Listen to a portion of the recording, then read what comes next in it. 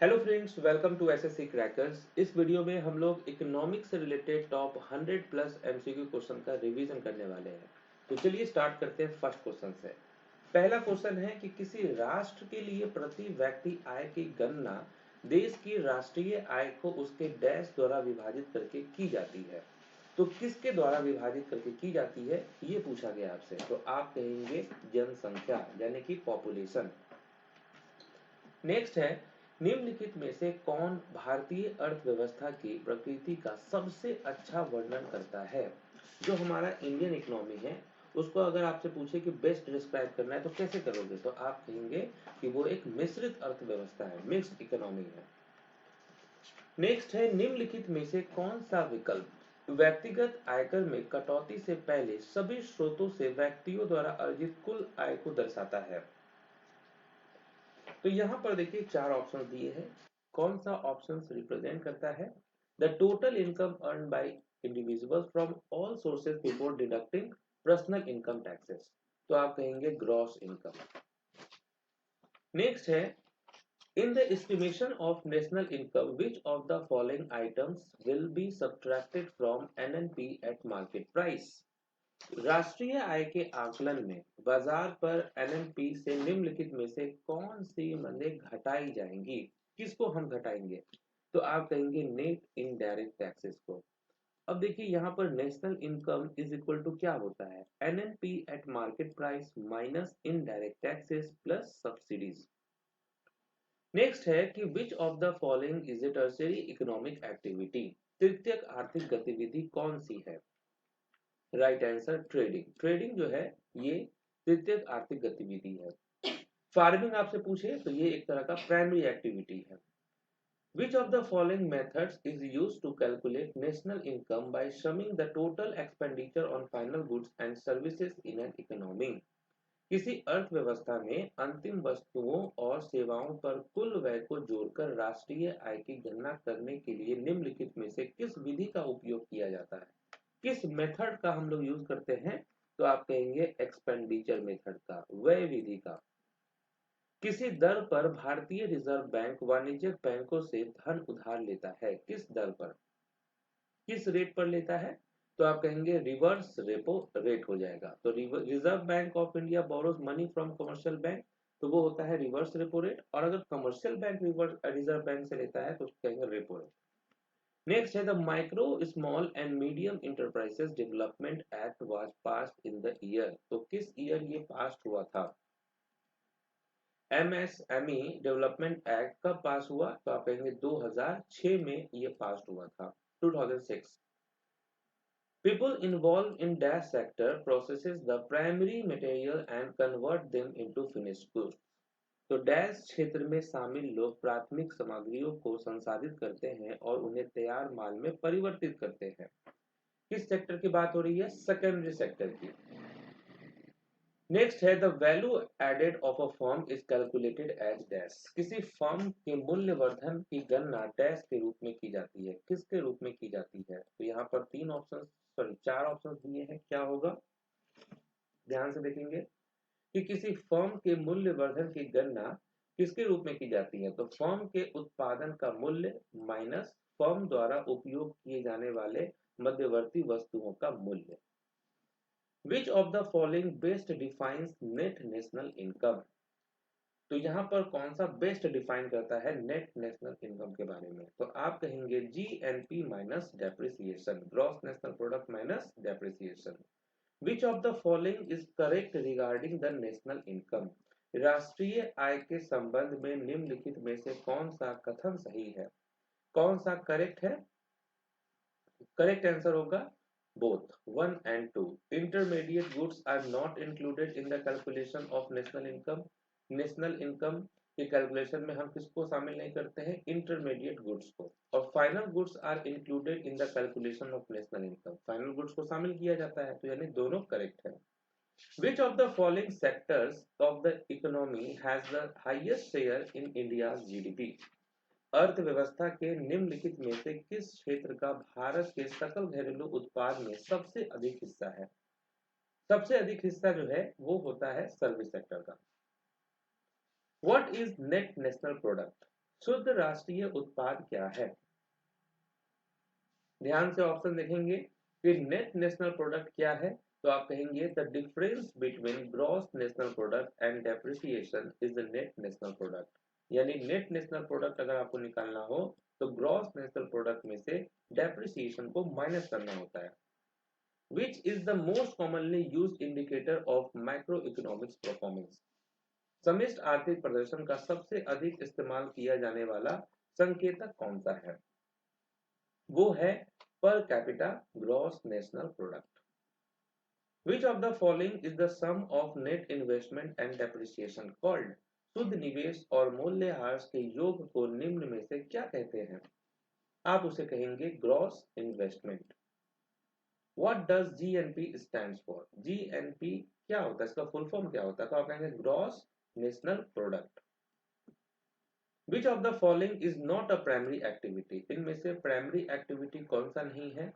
तो आप कहेंगे construction. Construction is not a primary activity. Which is the parameter for the economic development? आर्थिक विकास का मापदंड कौन सा है? वो होता है per capita monetary income. Per capita monetary income. The price of a wheat into flour is a part of the dash method of measuring national income. गेहूं और आटे की कीमत राष्ट्रीय आय मापने की डैश विधि का एक हिस्सा है। किस विधि का? तो आप कहेंगे वैल्यू एडेड, मूल्यवर्धित। आर्थिक गतिविधियों के आधार पर भारतीय अर्थव्यवस्था में कितने क्षेत्र हैं? कितने सेक्टर होते हैं? How many sectors are there in Indian economy? तो 3 सेक्टर होते हैं, प्राइमरी, सेकेंडरी और आपका टर्शियरी। जीडीपी की गणना करते समय निम्नलिखित में से किसे शामिल नहीं किया जाता है? While calculating GDP gross domestic product, किसको आप शामिल नहीं करेंगे? तो आप कहेंगे इंटरमीडिएट गुड्स को, क्योंकि फाइनल गुड्स को हम ऑलरेडी शामिल कर लेते हैं। Money market is a market for dash, money market और कैपिटल मार्केट। तो मनी मार्केट होता है short term fund, capital market होता है long term fund. Personal income minus personal tax payment minus non tax payment is equal to what? तो देखिए जैसे math में फॉर्मूला होता है वैसे इकोनॉमिक्स में भी फॉर्मूला होता है, तो इसे हम कहेंगे personal disposable income. Net national product at market price minus net indirect tax is equal to what? बाजार मूल्य पर शुद्ध राष्ट्रीय उत्पाद माइनस शुद्ध अप्रत्यक्ष कर बराबर क्या होगा? तो आप कहेंगे net national product eight factor cost. The basis of determining dearness allowance to employee in India is dash। Bharat में कर्मचारियों के लिए महंगाई भत्ता निर्धारित करने का आधार क्या है?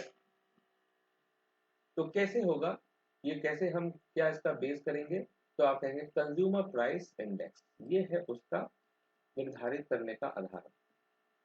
भारत में पहली बार वैज्ञानिक रूप से राष्ट्रीय आय का निर्धारण करने वाले अर्थशास्त्री कौन है? वो पहले वैज्ञानिक का नाम क्या है? वी राव, ये याद रखेंगे आप। जीडीपी डिफ्लेक्टर को यह भी कहा जाता है, क्या कहा जाता है? The GDP deflector is also called implicit price deflector. Implicit price deflector हम इसे कहते हैं। According to the standard census definition, who of the following can be classified as a main workers in India? मानक जनगणना परिभाषा के अनुसार निम्नलिखित में से किसे भारत में मुख्य श्रमिक के रूप में वर्गीकृत किया जा सकता है? तो ऐसे person who work for at least 183 days. निम्नलिखित में से कौन सी बेरोजगारी का प्रकार अधिकतर शहरी क्षेत्रों में पाया जाता है? तो शहरी क्षेत्रों में अगर हम बात करें तो किस प्रकार की बेरोजगारी को मिलेगी? Educated unemployment. ओके, शिक्षित बेरोजगारी। डैश एक संकेतक है जिसका उपयोग भारत में व्यावसायिक संरचना और बेरोजगारी का विश्लेषण करने के लिए किया जाता है। डैश इज एन इंडिकेटर, क्या है वो indicator? Labour force participation. Which of the following correctly defines the method of calculating unemployment rate in India? Bharat में बेरोजगारी दर की गणना करने की विधि को सही ढंग से परिभाषित करता है कौन सा यहाँ विकल्प? तो आप क्या कहेंगे? Percentage of unemployed person among persons in the labour force. श्रम बल में व्यक्तियों के बीच बेरोजगार व्यक्तियों का प्रतिशत। दादा भाई नौरोजी स्वतंत्रता पूर्व भारत में डैश की अवधारणा पर चर्चा करने वाले पहले व्यक्ति थे। किस चीज की अवधारणा पर चर्चा करने वाले पहले व्यक्ति थे दादा भाई नौरोजी? तो आप कहेंगे पॉवर्टी लाइन, गरीबी रेखा। When workers move from one job to another job is known as that। जब कर्मचारी एक नौकरी से दूसरी नौकरी की ओर जाते हैं तो उसे क्या कहा कहते हैं? तो हम उसे क्या कहेंगे? Frictional unemployment. Which of the following statements is correct regarding the demand curve? Demand curve के बारे में कौन सा स्टेटमेंट करेक्ट है? मांग वक्र के संबंध में कौन सा कथन सही है? तो आप कहेंगे दोनों स्टेटमेंट सही है कि यह मांग फलन का एक ग्राफिकल चित्रण है। यह प्रत्येक मूल्य पर उपभोक्ताओं द्वारा मांगी गई मात्रा को प्रकट करता है। Disguised unemployment in India is mainly related to। Bharat में छिपी हुई बेरोजगारी मुख्य रूप से किससे संबंधित है? ये किससे संबंधित होता है? एग्रीकल्चरल सेक्टर से। Final goods are divided into how many classes? अंतिम वस्तुओं को कितने वर्गों में बांटा गया है? तो आप कहेंगे consumption goods and capital goods, उपभोग वस्तुएं और पूंजीगत वस्तुएं। इनमें से कौन सा कारण किसी वस्तु को अंतिम वस्तु के रूप में पहचाने जाने का सही कारण है? Which of these is the correct reason for a good to be identified as a final goods? Correct reason क्या है? तो it is not processed further by a producer. इसे उत्पादक द्वारा आगे संसाधित नहीं किया जाता है। The transformation curve is also known as the. परिवर्तन वक्र को निम्न नामों से भी जाना जाता है। ट्रांसफॉर्मेशन कर्व को हम किस नाम से जानते हैं?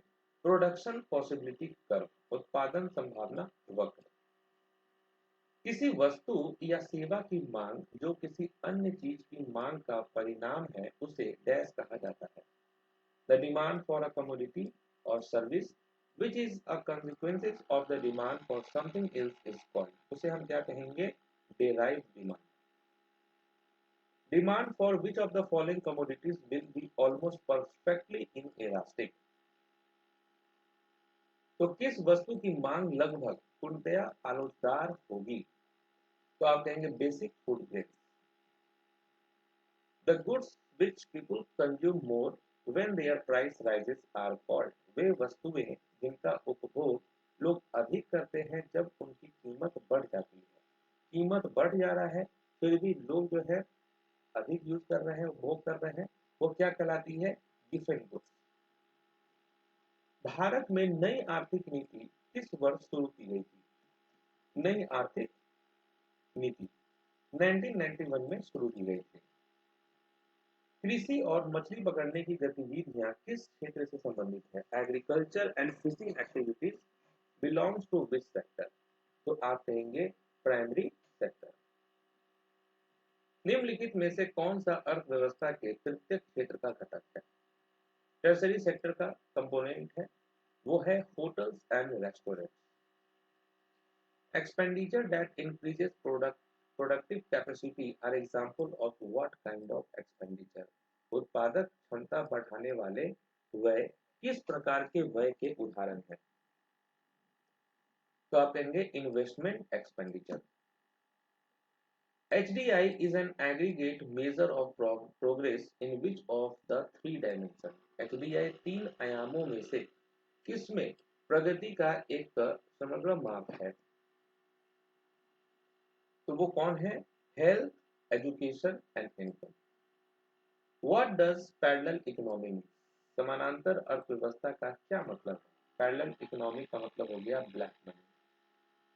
What is the meaning of take off stage in an economy? किसी अर्थव्यवस्था में टेक ऑफ स्टेज का क्या अर्थ है? टेक ऑफ स्टेज का अर्थ है stage of growth. A situation where the expenditure of the government exceeds its revenue is known as। ऐसी स्थिति जहां सरकार का व्यय उसके राजस्व से अधिक हो उसे वो क्या कहलाती है? डेफिसिट। पीछे की ओर झुकने वाला आपूर्ति वक्र किस बाजार से संबंधित है? Backward bending supply curve belongs to which market? तो ये है labour market. Which one of the following is not a feature of monopolistic competition? निम्नलिखित में से कौन सी एकाधिकार प्रतियोगिता की विशेषता नहीं है? Not a feature of monopolistic competition. तो आप कहेंगे products in the market is homogeneous, ये इसका फीचर नहीं है। कमोडिटी और product differentiation is found in which market? वस्तु या उत्पाद विविधीकरण किस बाजार में पाया जाता है? कमोडिटी और प्रोडक्ट डिफरेंशिएशन, तो आप क्या कहेंगे? Imperfect competition market. An economic condition when there is one buyer and many sellers is called dash। एक आर्थिक स्थिति जब एक क्रेता हो और अनेक विक्रेता हो उसे क्या कहेंगे? तो आप कहेंगे उसे मोनोक्सोनी। Which of the following is an indirect tax? निम्नलिखित में से कौन सा अप्रत्यक्ष कर है? इनडायरेक्ट टैक्स कौन है?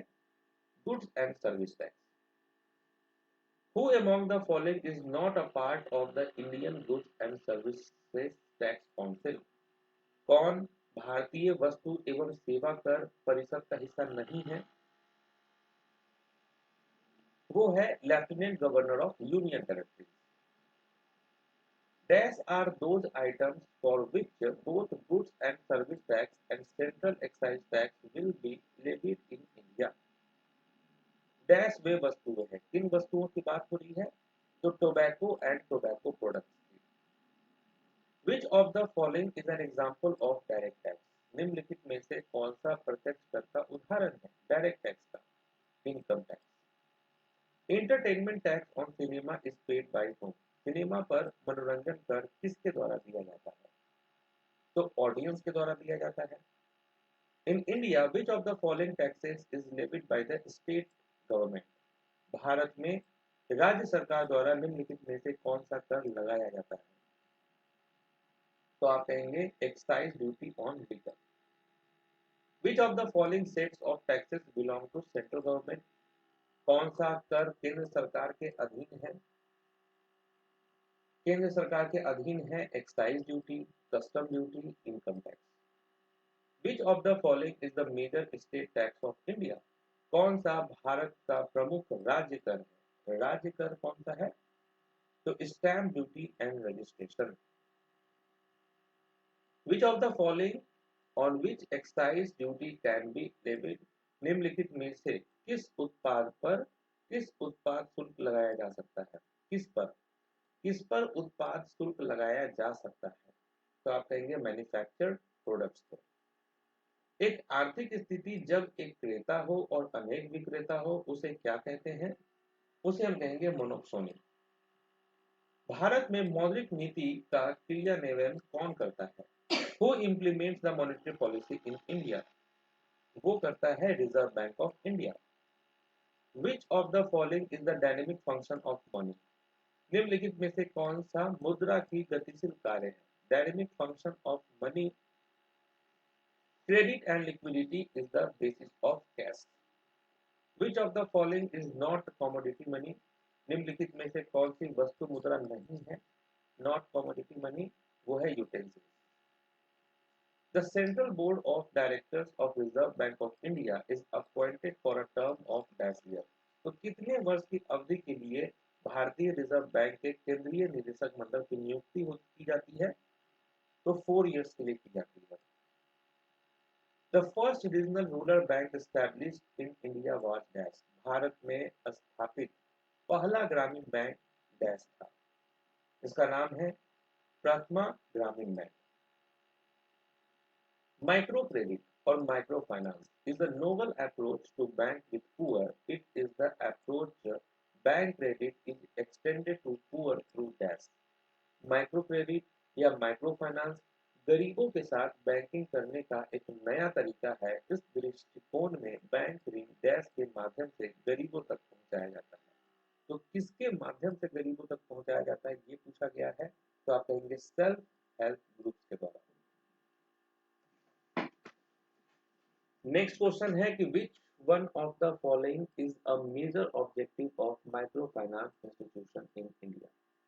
भारत में माइक्रो फाइनेंस संस्थानों का मुख्य उद्देश्य निम्नलिखित में से कौन सा है? तो आप कहेंगे promoting financial adjustment and poverty elevation. Which of the following monetary policy tools is used to calculate money multiplier? तो कौन सी मौद्रिक नीति उपकरण मुद्रा गुणक की गणना के करने के लिए उपयोग किया जाता है? वो है कैश रिजर्व रेशियो। भारत में माइक्रो फाइनेंस संस्थानों का नियामक कौन है? कौन रेगुलेट करता है? वो है आरबीआई। एसएलआर का पूरा नाम क्या है? Full form of SLR? तो आप कहेंगे statutory liquidity ratio. Which of the following is not a scheduled public sector bank of India? तो कौन सा भारत का अनुसूचित सार्वजनिक क्षेत्र का बैंक नहीं है? बंधन bank. Which of the following is not a primary function of commercial bank? कौन सा वाणिज्यिक बैंकों का प्राथमिक कार्य नहीं है, प्राइमरी फंक्शन नहीं है कमर्शियल बैंक का? वो है fund transfer. The net worth of any bank is equal to dash. किसी भी बैंक की कुल संपत्ति डैश के बराबर होती है। किसके बराबर होती है? तो आप कहेंगे फंड प्लस डेब्ट minus liabilities. In India dash decides the CRR for banks in the economy. तो डैश अर्थव्यवस्था में बैंकों के लिए सीआरआर तय करता है। कौन तय करता है? Reserve bank of India. Which of the following is not a monetary policy tools of RBI? निम्नलिखित में से कौन आरबीआई का मौद्रिक नीति उपकरण नहीं है? वो है government spending. Reverse repo rate का क्या मतलब है? What is the meaning of reverse repo rate? Reverse repo rate का मतलब होता है the rate at which RBI borrows from commercial bank. An economic system combining private and state enterprises is called as dash. निजी और राज्य उद्यम के संयोजन में एक आर्थिक प्रणाली को डैश कहा जाता है। क्या कहते हैं हम लोग? Mixed economy. Who gave the general equilibrium theory? सामान्य संतुलन का सिद्धांत किसने दिया था? तो किसने दिया था? लियोन वॉलरस ने। Lowering the value of currency relative to a foreign reference currency is called dash। एक विदेशी संदर्भ मुद्रा के सापेक्ष मुद्रा के मूल्य को कम करने को डैश कहा जाता है। क्या कहते हैं? तो आप कहेंगे डिवैल्यूएशन, अवमूल्यन। World economic outlook report is published by which of the following? कौन पब्लिश करता है वर्ल्ड इकोनॉमिक आउटलुक को? तो आप कहेंगे international monetary fund. Balance of trade is the difference between, व्यापार का संतुलन किसके मध्य का अंतर है? Balance of trade. तो आप कहेंगे countries export and import. The demand for a normal goods decreases with dash in the consumers income. उपभोक्ताओं की आय में डैश के साथ सामान्य वस्तुओं की कमी की मांग घटती है। तो demand for a normal goods decreases with decrease in the consumers income, है ना? और इंक्रीज करेगा जब कंज्यूमर का इनकम इंक्रीज करेगा। तो normal goods are any goods for which demand increasing. Demand increase करेगा जब इनकम इंक्रीज करेगा, और वहीं डिमांड जो है डिक्रीज होगा जब कंज्यूमर का इनकम डिक्रीज होगा। Courier service comes under this sector. Courier service जो है किस क्षेत्र के अंतर्गत आता है? तो ये आपका टर्शियरी सेक्टर में आएगा। What is the full form of FDI? FDI का फुल फॉर्म क्या होता है? Foreign direct investment. Banking comes under which of the following sector? Banking जो है किस क्षेत्र के अंतर्गत आएगा? तो आप कहेंगे tertiary sector. Planning commission was constituted in India in which year? Bharat में किस वर्ष प्लानिंग आयोग का गठन किया गया था? प्लानिंग कमीशन का गठन 1950 में हुआ था।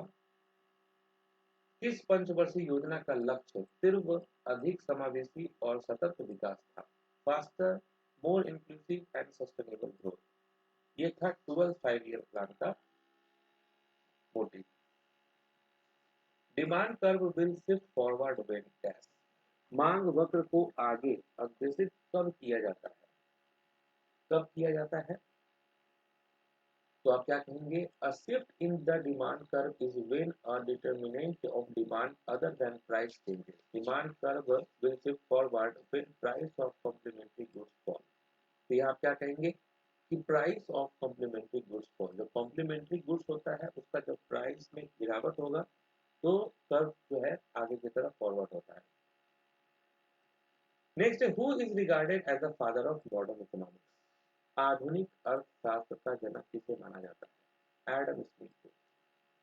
Who what is the usual shape for an average fixed cost curve? औसत स्थिर लागत वक्र का सामान्य आकार क्या है? तो आप कहेंगे rectangular hyperbola. Which of the following expenses is a part of fixed cost in production of surgical garments? Surgical garments के उत्पादन में निम्नलिखित में से कौन सा व्यय स्थिर लागत का हिस्सा है? Right answer, workers salary. The concept of indifference curve is based on the law of dash. तो ये कॉन्सेप्ट जो है किसके बारे में है? डैश के नियम पर आधारित है। किसके नियम पे? तो diminishing marginal rate substitution. Which of the following is not a variable cost for a firm? निम्नलिखित में से कौन सी एक फर्म के लिए परिवर्तनीय लागत नहीं है? वो है property tax. What is the term used for pricing strategy in which a firm changes different customers different prices for the same product? मूल्य निर्धारण रणनीति के लिए प्रयुक्त शब्द क्या है? वो प्रयुक्त शब्द क्या है जिसमें एक फर्म एक ही उत्पाद के लिए विभिन्न ग्राहकों से अलग अलग मूल्य वसूलती है? प्राइस डिस्क्रिमिनेशन कहेंगे। The sum of average variable cost and average fixed cost is known as DAX. इसे क्या कहते हैं? Average cost. तो चलिए यहाँ पर हम लोगों का डिवीजन हो गया इकोनॉमिक्स का। तो मिलते हैं आपसे नेक्स्ट वीडियो में, तब तक के लिए ऑल द बेस्ट।